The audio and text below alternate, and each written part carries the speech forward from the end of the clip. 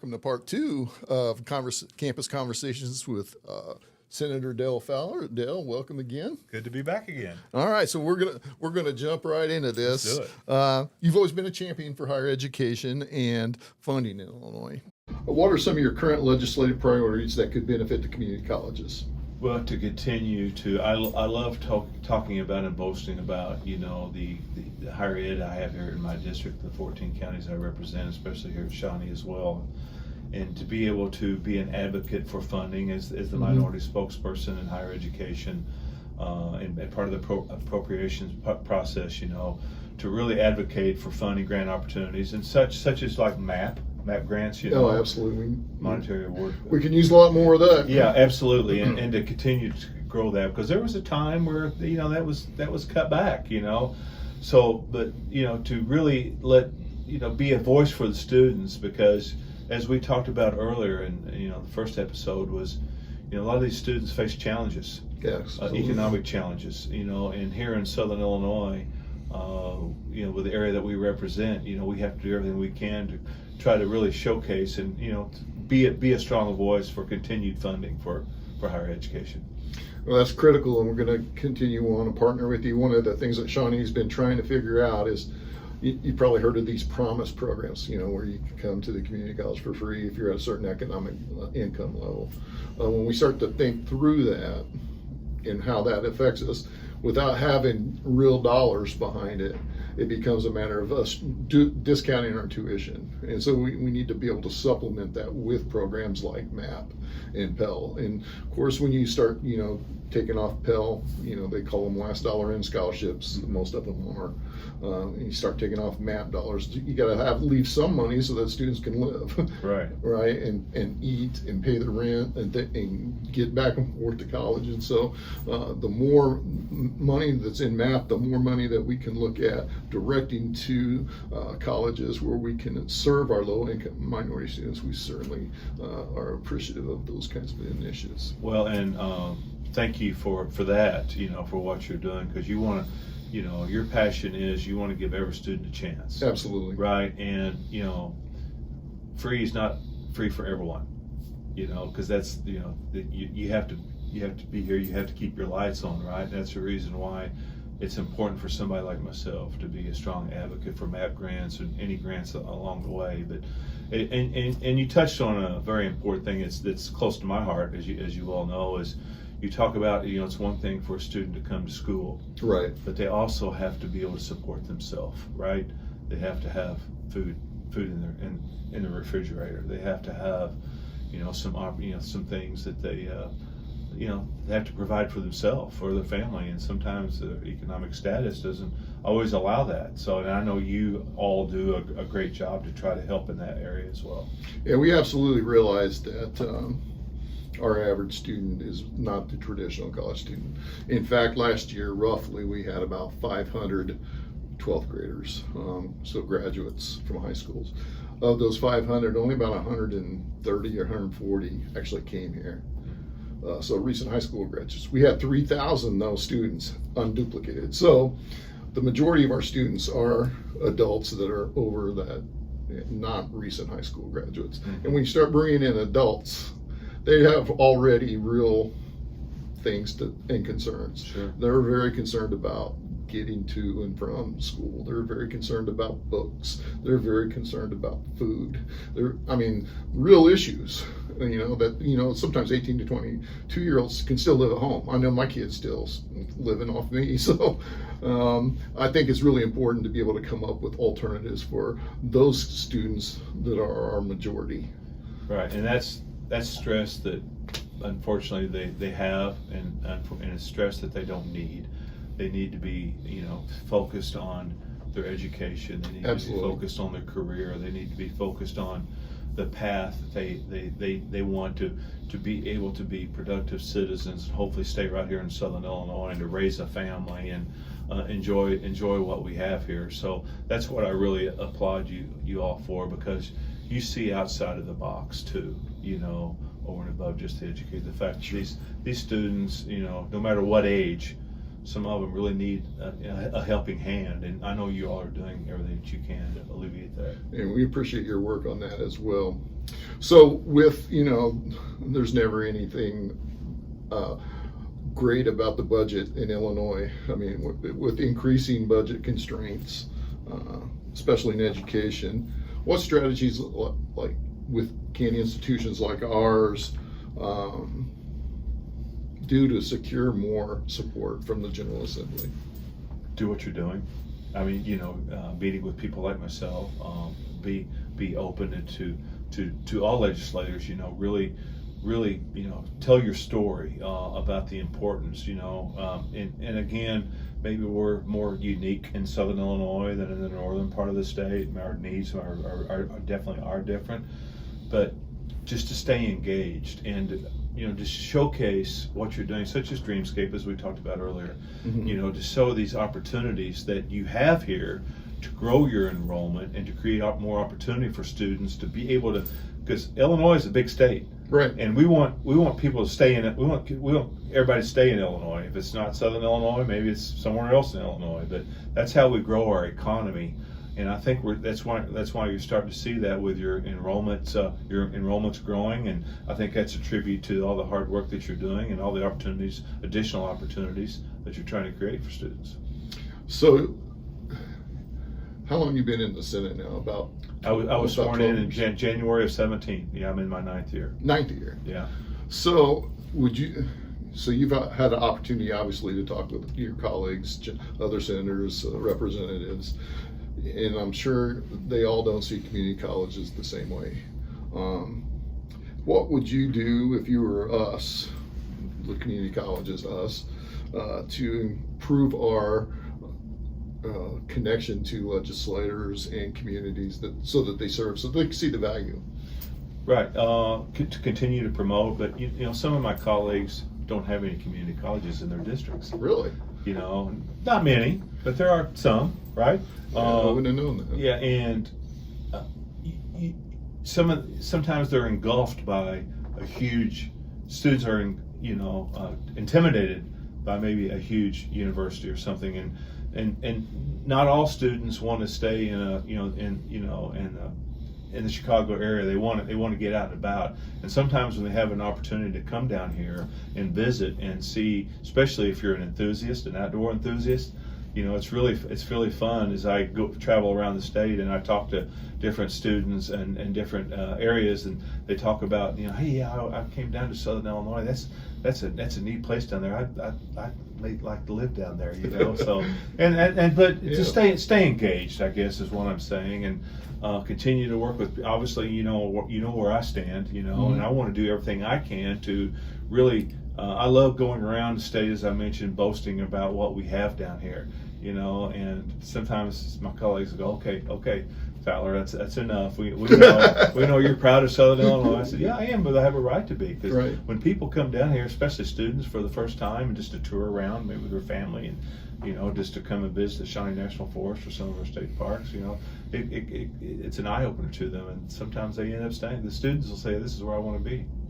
What would you say a college president like myself, or really any college president in this state, Mm-hmm. community college president in this state, what value proposition would you concentrate on with your colleagues that the community college brings to the table? Affordability is important. The fact that it's not a community college is not overwhelming. I know, especially if a student that's from a more rural area, and they say, okay, it's time, I'm a junior in high school, and maybe it's time I start kind of looking around, a little bit. It can be intimidating. I know what I went through with our daughter and our son, when we started visiting schools, and I think that's a major factor, that it's a comfort zone. Community colleges also create a comfort zone to the students, in my opinion, that, this is a great place to start. And that's why y'all are here, because this is a great place to start. One of the things that I've learned over the course of my career is affordability is always the first thing that comes to mind when you think of community colleges. But having been in the community college almost my entire career, I almost feel like we undersell the quality value of our teaching and learning. And I'll give you a couple examples. When I was at SIU, I took a psychology course. A psychology course was taught at Lawson Hall. That had about 500, 600 students taking that same section at that time. It was taught by a TA, nothing wrong with them. It was supervised by a faculty member. Our same psychology course here is taught by a wonderful person named Joelle Bosler. She's practiced, she's got a great connection with students, and she has that 20-to-1 ratio. She's teaching the students. I think the students probably get a better learning experience here in our psychology course than they probably do at SIU. So I got to ask you a question then. Yeah. Your attention span in that class, when you said 500, yeah, your attention span and your focus, wouldn't that be difficult? It was. I'll let you in on a secret. I only attended 4 classes and got an A. And one of them was the final. Yeah. I mean, so so I just think the quality of learning is absolutely. It's hands-on. You know, and you know, I've got and you know, the students. Did the instructor know you? The professor know you? He probably still wouldn't know me, even if I admit to it on camera. No, but here they do, right? Absolutely. And I think that's important. You know, and then we've got data from universities, and I'm not going to embarrass them because they don't want this data public, but they show that our transfer students perform at the same level, if not higher, than their native students who's at the same level. So I think what we do is undersell the quality, but at the same time, I don't want to be seen as competing with the universities, because we're not really competing with the universities. And so it's kind of a delicate balance. How would you advise community college presidents to kind of tell that element of the story without creating an environment where you're making the enemies of our university partners? No, and I think as I visit our state universities, especially, you know, SIU, and obviously I've been to a lot of them in the state of Illinois, I really see that initiative of everybody knowing that they've got to work together. They know that the last thing I would think that they would want would be for a student from some high school in Southern Illinois to go to a huge state university in the state and be overwhelmed, and then, you know, pull the plug, you know, and say, hey, you know, this is not for me, and maybe don't come back, or, you know, I think there's that element, because, and that's why you all are here. You all are here because sometimes, you know, most of these students, I mean, what percentage of students come out of high school that are juniors or seniors, or come out of high school that really know the path that they want to go on? Probably a small percentage. Yeah.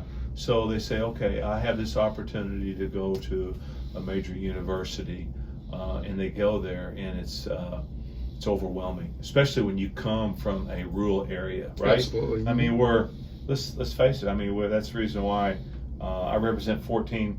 I'm one of 59 state senators. I represent 14 of the 102 counties, because it's all based on population, right? Right. So you know, we all have about 215,000 constituents within our district. So it takes 14 counties to encompass that. So we're rural, we're spread out, and so it can be quite overwhelming.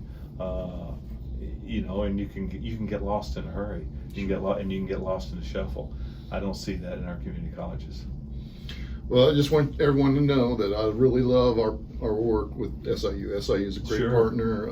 They're awesome to work with. They seem to. I mean, they are. You know, they're on the right track. You know, you see what they're doing. They're getting out and about, right? They're really traveling around the country, showcasing Southern Illinois, and I think that benefits everyone. Yeah, they're now the R1 research university, which is awesome. Congratulations. Exactly. That's big. And you know, I think, you know, I told Austin this when he was here last week.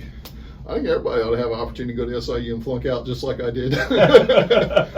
But the reality is you're going to go to the university and you're going to have experiences that we can't give you at community college. True. Their students. That's why there's a difference. Their rec center, all of their student clubs, their networking that they have, you know, they have some really cool stuff going on. And, you know, SIU is not the only one. We have good partnerships with SEMO and Murray State as well. But SIU's our you know, our brother right up the road, and of course I'm in Illinois, so I got to promote him. We want to keep everybody here in Southern Illinois, right? That's right.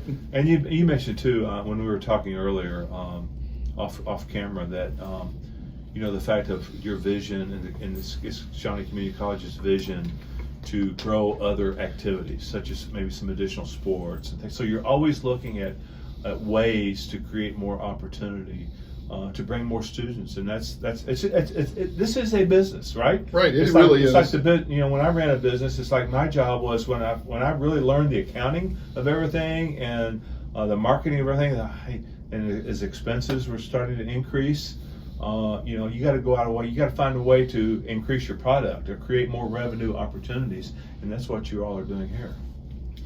So, now that you mentioned it, I'm going to kind of divert off a little bit. But when I was in Michigan in Auburn Hills, Chrysler World Headquarters is right across the street from the college, and Sergio Marconi invited me over one day and was taking me through the facility, and he brought me into a meeting room where a group of employees were from all over Chrysler were working with a bunch of other vendors from all across the world. And so they were working on a problem with a Jeep. I can't remember the exact problem, but they had the Italian distributor of a certain part, the Taiwanese distributor, a French distributor, a Mexican builder that was part of it, and they were all troubleshooting a part. And within that team, the Chrysler team, they had marketers, they had engineers, they had test technicians, and so forth. So what really struck me is the degree of collaboration worldwide that was going into a particular part. Yeah. And I feel like that's kind of the workplace now, where it's not necessarily always that global, but there's still people working together from different backgrounds with different educational backgrounds to solve real world problems in the workplace. And so the idea of us being able to recruit athletes from outside of our region brings in a diverse group of students that helps us fill our classrooms with different ideologies and different backgrounds that helps our students learn better. So we feel like that's why we want to focus on those kinds of things. Right, and they're our strongest advocates, right? I mean, they're the ones, when you bring in a student that has an incredible experience, or just with not only just the college, but just what we have to offer here in Southern Illinois, especially if they're outdoor enthusiasts. I keep going back to that. Right. I'm very passionate about it, as you know. But we have to boast about that, and that is a draw. That is a draw, and that's really important. So you talked a little bit about vision, but you've seen firsthand the leadership and vision that we have here at Shawnee. What do you think sets us apart from other colleges that you're working with? Well, every college has their own unique perspective of initiative and vision for the future and the growth. But I think what I've noticed here at Shawnee Community College is this college sees the demand for the vocational training that is needed here, especially as you stay engaged with what the future looks like here. Because it's really, and I'm not saying this, this is the reality of where we are right now. It is really, to me, it's intriguing and almost mind-blowing, the companies that are looking at us. And so you're capitalizing on that opportunities that are coming in the future for vocational training, just what, the dreamscapes of the world, things like that. So you're really creating a cutting edge, looking toward the future of what's to come. So you've worked with our college for many years now. What are some moments that stand out to you? Some moments that stand out to me. Probably when I was here one day and I was in the gym and I was talking to the basketball coach, and some of the players were in there shooting around, and I hit 4 threes in a row. Do we have film of that? No, but it was just like, holy cow, so let me try one more time, So, that's awesome. So, that's probably not what you really expected to hear, right? Now I'm jealous. It was a fluke, trust me. 4 threes. Yeah, my nickname in high school, I played basketball. My coach called me the launcher, so I'd throw it up from anywhere. From the top of the key or from the side? Yeah, they were over? threes. They were threes. Huh? Yeah. No, but just how welcoming everyone is, and obviously I know a lot of your staff here, and I've gotten to know them, and gotten to also understand their real passion for what they have here at Shawnee Community College, because a lot of them have come from different backgrounds to be where they are today, that have left careers to see the opportunity that lies here. And I think they do that, in my opinion, because they see what the future brings. Mm-hmm. And they see the fact that they want to be a part of the growth and the proactive measures that this college is taking to grow. All right, so what advice would you give local leaders and even educators who want to push the boundaries of teaching and learning today? What advice would you give them for doing that? Wow. Maybe over traditional approaches. Yeah, to stay, it's easy to kind of get caught up in what you do on a day-to-day basis for any of us. But I think the fact that, teachers and educators that I see now, and when I visit, if it's a high school or a community college like here at Shawnee, is they really see that, they have a focus toward not just getting through the day or getting through the semester or getting through the school year, but working toward next year or the next semester, but it's got to be so rewarding for a teacher. I know I have a lot of educators in my family. My dad was a 32-year member of the El Dorado Board of Education. Oh, wow. So education was an extreme hot topic, and Sure. my sister was a school teacher. I've got 2 nieces that are school teachers, so it's something that I've been engaged in throughout my life at the kitchen table, and to see firsthand from them the passion they have for their students. It's far more than just a job, and that's what I really love about what I see with a lot of educators is you have to have a passion to do this. So how should we be encouraging them to take advantages of this newer technology and newer ways to learn? I mean, go see it. Go see it. Maybe not everybody can take the trip that we did, but you're bringing this back here, right? You brought this knowledge back. You brought the presentation back. Your marketing team and your outreach team is showing this, right? Mm-hmm. And that's what you're doing, not just here, but I'm sure that's what you're doing as you go and you visit your high schools, right? You really want to let students know, hey, this is why you should take a look at us. Why? Because we have this cutting edge technology. And then also talking about, as we talked about earlier, maybe not all students, in high school and that are seniors in high school right now are thinking about community college. Maybe they're thinking about just trying to jump straight into the workforce because maybe they don't want to take on some debt. But you're also showing them that if you do come to community college, we can help you expedite your vocational training, boots on the ground right here to help you get through that next level. I think to that way of thinking, one of the things that we're going to be implementing next year, the first part is what's called performance-based education, Mm-hmm. competency-based education. Mm-hmm. So it's not a new technology because the military has been using it for 50 years, but for higher education space, it's fairly new. But what it will allow students to be able to progress not on a time base, but on a mastery level. So if you have a competency, if you can master that in an hour and a half, then you can move on to the next one.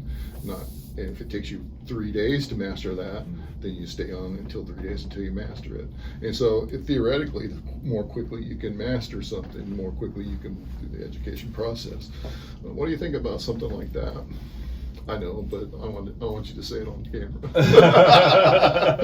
What do you want me to say, right? I know what you're going to say. Yeah. Go ahead. No, well, absolutely. It's the opportunities to, I don't know if I'm going to say this right or not, Dr. Taylor, but to master the opportunities is a challenge, right? And it's something that it doesn't come easy. So I just I don't know if I'm saying exactly what the right answer, but I think you've always been an advocate for someone who wants to take personal responsibility and learn as fast as they can. Using my psychology. Yeah, example. and that's everybody. It's hard. The anxiety of I want this now, right? But time goes by so fast, Yeah. And well, the other side of it is the frustration. I could have done that psychology class in a week and a half. Yeah. But it took me a whole semester because I had to wait for, if I can get that class done in a week and move on to the next one, then that's what I'm going to do. And that's what we see, from other higher education institutions that are coming in from outside our state. Right. If you're looking at Phoenix's, the Western Governors, Southern New Hampshire, there's just a whole litany of them. They'll come in and they're offering this kind of learn at your own pace. Here's 3-week classes, here's 4-week classes. Right. And so that students don't have to be, tied to a semester long And program. it alleviates a lot of pressure on these students, Sure. right? And that's part of what you want to do. You don't want to make, and I know I shouldn't do that. Go ahead. Education shouldn't be difficult. Right. It is difficult. I mean, everybody has the challenges of education. Some a little faster than others. I'm one of those that really had to focus. I kind of knew, especially when I look back on my life, I kind of knew what I wanted to do. I was as a young person, as I mentioned about growing up in business and agriculture and going into the banks and things like that. I had that passion to want to try to succeed. I wasn't the best student in the world. I'll be the first to tell you. And a lot of people, sometimes I wonder, how did this guy become a state senator? But I took advantage. I was able to take advantage of the opportunities that I had, and I really paid attention. I really focused when I was in class. I had to focus, I really took the initiative to learn from others too, because that's where students can really prosper as well. Just get out and learn from everybody that you can learn from. Yeah, I mean, they say the same thing about me. How'd this guy get to be president? But, miracles can happen, right? Exactly. Even the good Lord shines down on me. So here's the way I view it, though. If I'm a working adult, and I've already established that probably 70% of our students are working adults, and I need to get some education so I can get a better job. I don't want to wait a semester. I don't want to wait a year. I don't want to wait 2 years. I want to get it as quickly as possible, right? And that's why these programs outside of Illinois that comes in and steals our students, that's why they're successful, because Right. students can get that bachelor's degree in 12 months, 18 months. And so we have to pay attention to that, because that's really a market demand that we should be trying to address. And there's a competitive aspect to that, right? Absolutely. There is. Well, and those organizations that are taking our students outside the state, they're taking our students and our employees outside the state at some point too. Yeah, and unfortunately, when a student goes outside the state, I don't know, you may know this data a little bit more than me. When they leave, do they come back? Most don't. And sometimes it's because when they retire, maybe over the last few decades, unfortunately, it's been to that point where because we were so, as you all know, we were so reliant on the coal mines for years. Right. Ag and coal, and when that the coal started to diminish, I've seen the population decline of Southern Illinois basically over the last few decades because of the coal industry. But now we're on that track back. And that's the reason why you're seeing some growth in some of our areas, and I think you're going to continue to see that throughout all of Southern Illinois. I truly believe that. So looking ahead, what do you see as the future of education in Southern Illinois? I think the future is, you're on track. I believe the future is continue to educate the students, to continue to go and get out of this building. Which is what you're doing, and visit with these students in the school, in the high schools, and maybe even middle school, and really show everybody that you're here. But the future, is the fact of, you're seeing a lot of missions, especially here in Southern Illinois, again, going back to trades, vocational training, if it's heavy equipment, if it's trucking. I met with a company come from out of the state of Illinois last week here in Southern Illinois. I met with them. They flew in and we had a meeting because they're looking. And I said, "What's your number one need that you're going to need here in Southern Illinois?" Guess what they said? Drivers. Yeah. Trucking. We're going to be reliant upon trucking. And kudos to what this Shawnee Community College is doing too with the trucking, because you can't train enough students right now. I mean, there's a shortage anyway, but that. The demand, and what, those are pretty good jobs now. Yeah, they really are. You can get your CDL here in 8 weeks, man. Some can make as high as 6 figures. Oh, and they are, absolutely. So, the sky's the limit, especially if you're young and enthusiastic, and the pay scale is kind of up to you. So if you could implement one policy for education that would help students and the economy in our Southern Illinois region, what policy would that be? Just one? Okay.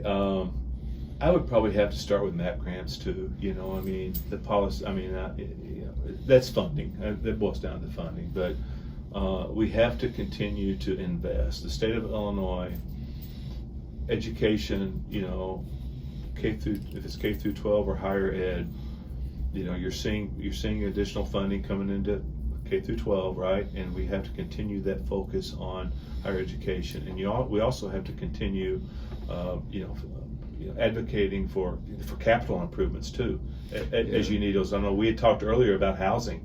You know, of course, we're working on that. The fact that you need for housing on campus for, you know, if you want to grow your athletic department.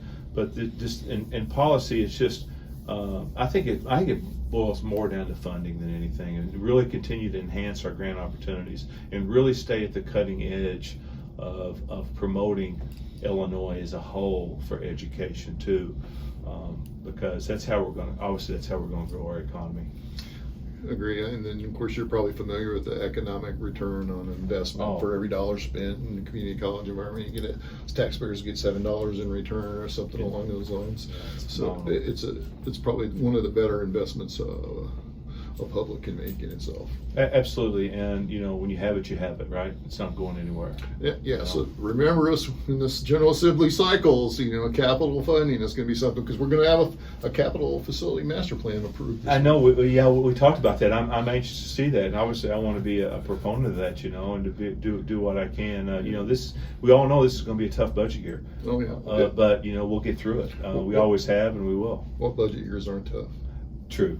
I mean, I've been you're right, and that's times. the reason why you really have to stay engaged. Mm-hmm. You'd mentioned what can we do with you know, I mean, statewide working with legislators and things like that. You know, just really, I mean, send the emails out. I mean, stay engaged and let everyone know what your needs are, but not only what your needs are, the direction you're going to improve the educational components and opportunities for students to come to Southern Illinois, to come to Shawnee College, or wherever it may be, to really get an education here and to see what lies ahead for beautiful Southern Illinois. Yeah, I think, you know, one of the things that, you know, I'm just going to put out there now since I got your ear, is most of the community colleges were born in the 60s, late 60s, early 70s. So Right. we're looking at here on campus, I've got buildings that are running up on 60, 65 years old that were built to be 50-year buildings.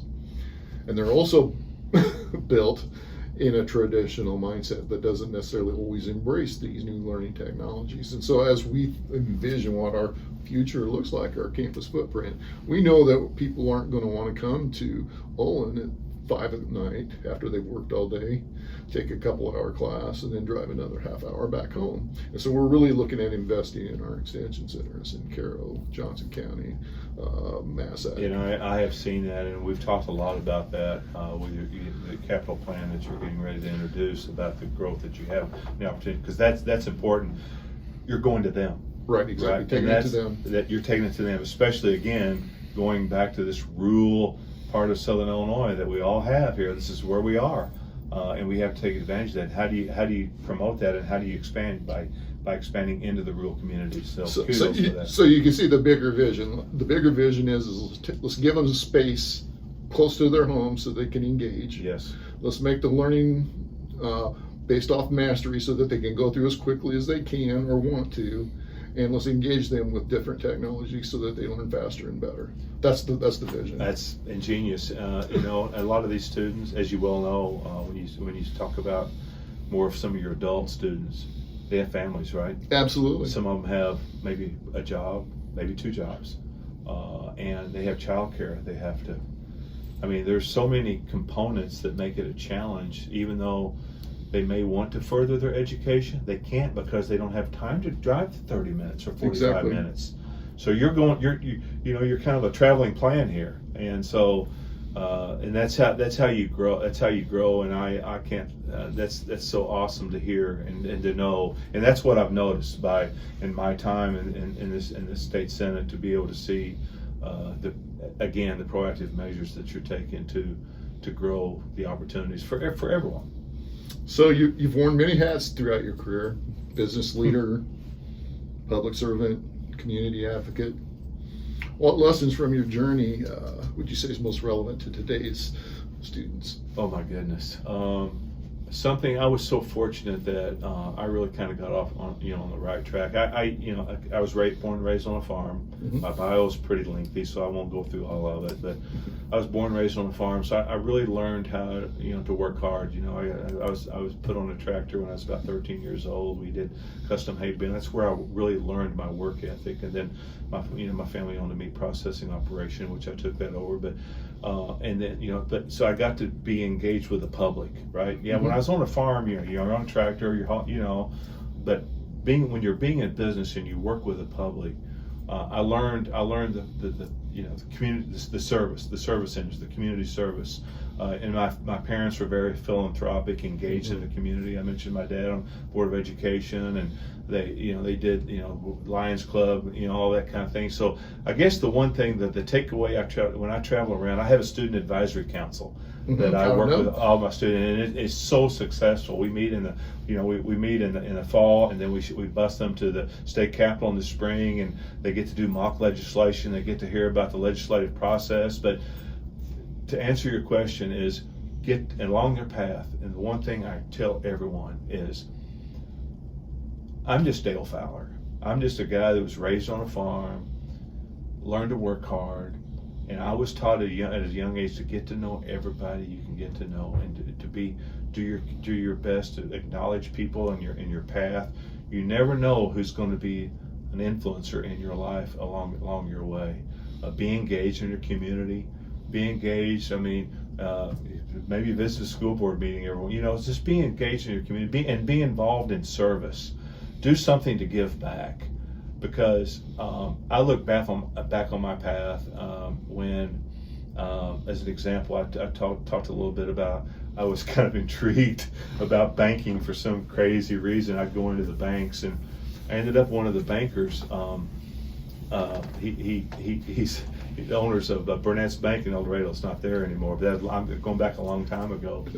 He said, you've saved up a little bit of money from your hay hauling days. And I said, yeah. He said, how would you like to buy 100 acres of bank stock? And said, that way you can come to the our annual meeting and things like that. And so I went home and talked to my dad. He said, well, you got the money. It wasn't a lot, so go ahead. So I did. So I got to go sit in, and I thought, boy, I sat in the corner, but just the fact that I got to know that bank president, and then I got into, I had an opportunity after I retired from the state of Illinois as a chief engineer with the Illinois Department of Juvenile Justice. I had an opportunity to knock on my door to see if I would want to become a business development banker, with People's National Bank. So I took that opportunity, and so I look back on those days of being engaged and to see that opportunity come along, because again, as I alluded to earlier, Dr. Taylor, I said, but the students, just because what you do now is probably not what you're going to be do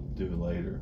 And be engaged, and give back to your community. Be engaged if it's helping a local food pantry, whatever it may be. Obviously, that's something I'm near and dear to. Absolutely, we appreciate a foundation that I created 24 years ago. Yeah.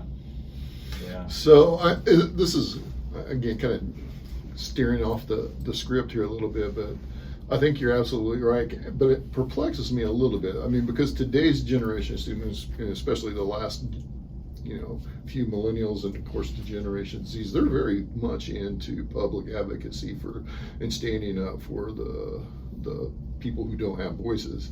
But then again, they don't participate in things like Rotary or Lions Club, Shrine. I mean, I'm a big Shriner, Mason, and what do you think the reason is for that?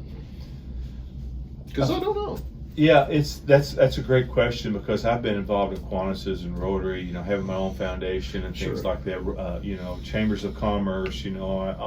List goes on and on. Veterans organizations, which I'm very passionate about. Hopefully, we'll touch on here in a minute. But I think there's that education component, in maybe even in school, where a lot of these schools have created philanthropic programs. If it's having a can drive, I have a program called Together We Can Soup Drive through my foundation, where we collect cans of soup and give out to communities, a lot of it down this direction, or food pantries that don't get a lot of support. And I tell the student, I said, you don't have to go out and create your own 501c3 not-for-profit foundation and work all over Southern Illinois. You can just one little good deed, and that really encourages you, in my opinion. It did me as a young person to want to do more and more and more when it really touches your heart. So I think if students will just get engaged in some form or fashion, then as they become adults, just go visit. They'll a Kiwanis or a Rotary or a Lions Club. They all do incredible work to help the underprivileged. And I think giving back is one of the most important things you can do. One of the biggest lessons I ever heard and learned from my mother. I was pretty young. I have two older sisters, and I'll never forget. I literally saw our mom take a $5 bill out of her purse. It was her last $5 bill as a young. We didn't have a lot. We were provided for. I'm growing up on that farm. We didn't have a lot, and I always remember asking Mom why she did that. To this day, I remember that. And she looked at us and she said, "Kids, let me tell you something. What you do for yourself what you do for yourself in life is not as important as what you do for others." So I think if you take that passion just to do some little something, kind of act of kindness, I think you'll grow from that. I know I did. Maybe did I take it to a different level with having chairman of the board of a 501c3? Maybe, but it created with a little memory that I had. Sure.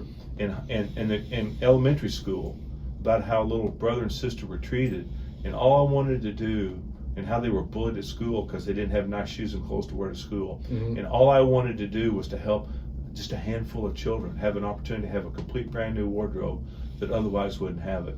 And you see what we're doing today. 2024, we provided over 900 children.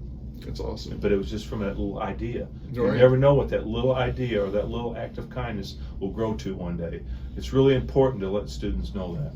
All right. So if someone listening today wanted to get involved with advocating for educational advancements, what's the best way for them to do so?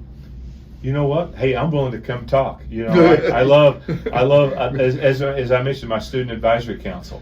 I love when we usually, and they're selected by their school, right? Juniors and seniors by their high school.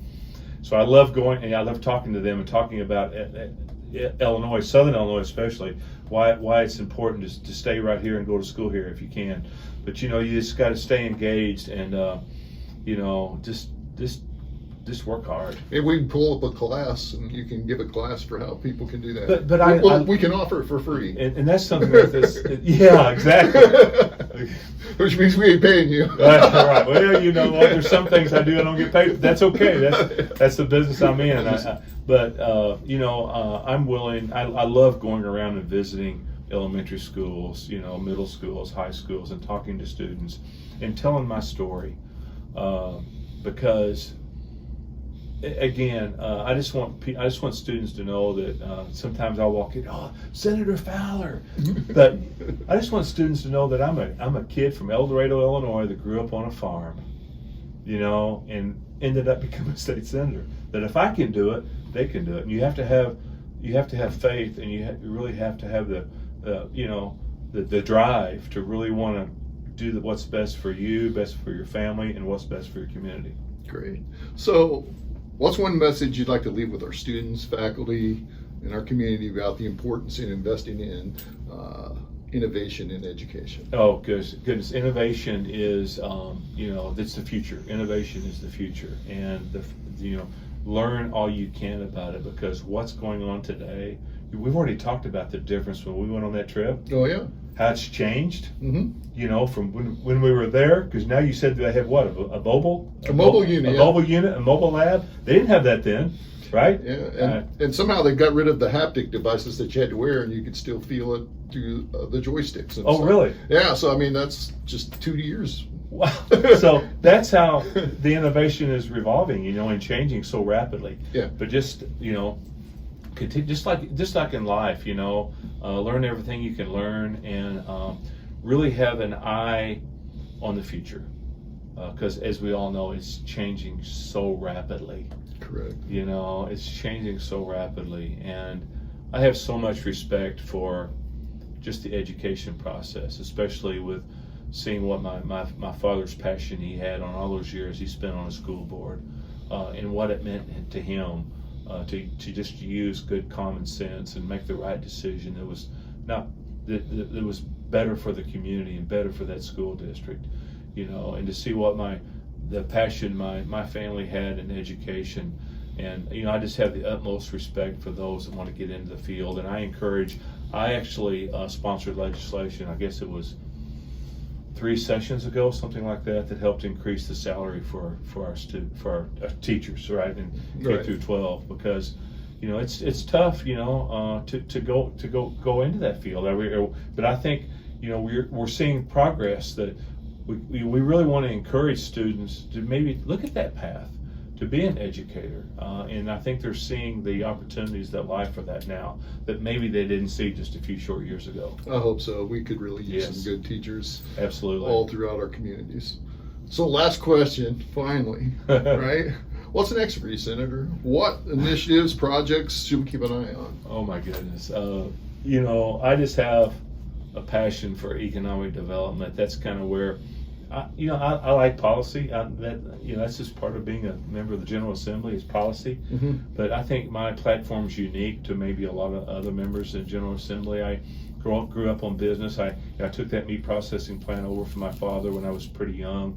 Grew the operation to where it was one of the largest in the Midwest, and had an opportunity to sell that. So I really learned the nuts and bolts of business and marketing and doing the right thing, right? Being Exactly. honest and ethical in what you do. But what's next is just continue to promote Southern Illinois. I have my Southern Illinois Treasures Initiative. You can see it on my website, senatorfowler.com, or my Facebook, Senator Dale Fowler, promoting Southern Illinois and the tourism we have. And something I didn't know, I knew we had a lot of state parks in my district, 59th district, but I didn't know until I really started visiting them all, and I really sit down and started writing them all down, and I started my Southern Illinois Treasures Initiative. I have over 20 state parks in my district, plus the incredible Shawnee National Forest. And so you're starting to see tourism's a huge economic driver, of course. But the future that I see for myself is just to continue to be a strong proponent. Hopefully be able to, and I like getting outside of the box. I don't like to stay stagnant. I love going on trips. I love seeing what else is out there in the country. I left twice, believe it. We didn't touch on this. I left Southern Illinois twice. I went to work for Jim Edgar when he was the Secretary of State after I sold the company. And in 1990, worked for him for 1992 as an office operations supervisor. So I lived in Springfield. And everybody was saying, Dale, this is your land of opportunity. Springfield's your land of opportunity. This is where you need to be. I decided I wanted to come back to home to Southern Illinois. I had an opportunity to go to Southern California where my older sister lived. Mm-hmm. I went out there and became the executive director of Sunland Solar Energy Systems in Ventura, California, and got to know some very influential people. And they begged me, but I just kind of Southern Illinois kind of became a magnet to me. And I had an opportunity. I always think back, what if, But I had that opportunity. Said, this is where you need to be. Right. But I had to come back to Southern Illinois, and so voila, here it happened. Oh, man, So but it's an incredible honor to represent Southern Illinois, because I love going around and talking about how wonderful we are. Well, Senator, I've been like I said, a president for 17 years and been connected to a lot of legislators, both federal and state, and you're one of the few that goes beyond red-blue. You're the one who really just cares about people in the district that you serve, and you're a strong advocate for us, and we really appreciate the work that you do, and can't thank you enough. I appreciate you much. Thank you so much for having me. It's been a real honor to be with you. It's been great to be here, and this concludes our 20 questions with Senator Fowler. If you had any further questions that you'd like to, or comments, please put them in the chat, and thank you for listening.